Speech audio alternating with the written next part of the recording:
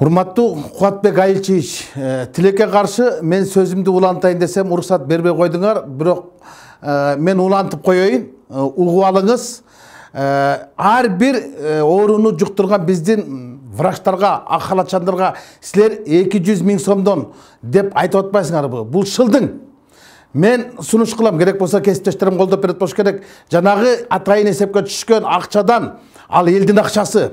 Ошол элдин акчасы элди коргоп калган, элди кылган, эрди кылган ак халатчандарга ар кимисине 1 миллион сомдон бөлүп беришиңиз керек. А силер комиссия түзүп алып арыктай тургандай бул эме эмес. Керек болсо биздин ак халатчандардын көрсөткөн эрдиги Улуу Ата Мекендик согушта көрсөткөн эрдик.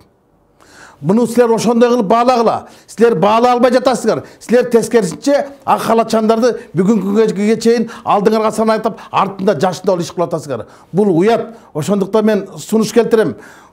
Как депутат катары ар бир врач 1 миллион сомдон кенемтеп пул алыш керек. Ооруну жуктуруп алгандыгы үчүн. А силер айтып атасыңар, кокус дүйнөдөн өтүп кетсе 1 миллион десе, тирүүлөрдү ойлобойсуңарбы силер?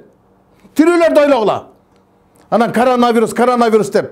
Билебиз, бунун артында эмне чоң саясат жатканын. Разборка кылабыз, кийин жооп беребиз, биз качпайбыз деп. Силер өмүр бою качып келгенсиңер. И дагы жоопкерчиликтен качасыңар, бирок акыреттен, акыйкаттан кача албайсыңар. Мен ушуну айтып коеюн дедим, мен ушуну улап коеюн дедим. Рахмат сизге.